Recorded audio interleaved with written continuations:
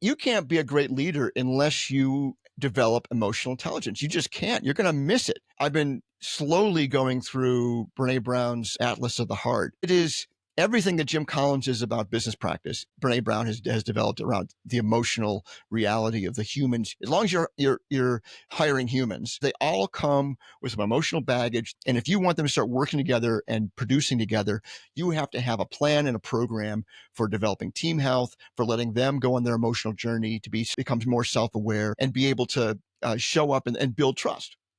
Part of Atlas of the Heart is just like, here's all the words that we have for feelings that people don't use all the time, but have different meanings. And we should know that, right?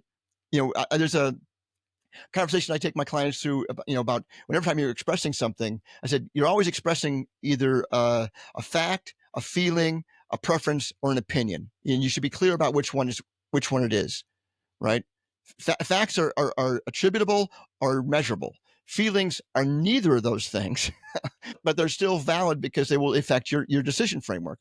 Preferences are feelings that acknowledge that there are other decisions that could be made, right?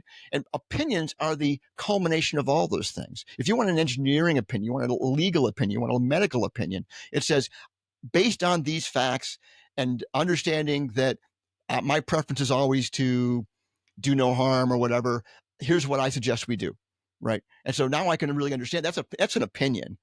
Biggest problem is people are expressing feelings all the time and calling them opinions. They're not, right? They're like, well, my opinion is this. It's like, based on what? I don't have to base it on anything. It's my opinion. It's like, oh, okay, let me be really clear here.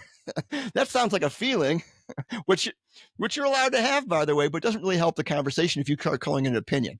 Acknowledge it's a feeling and knowing that, okay, now we know that's how the world looks like in your head. Now let me unpack how the world looks in my head.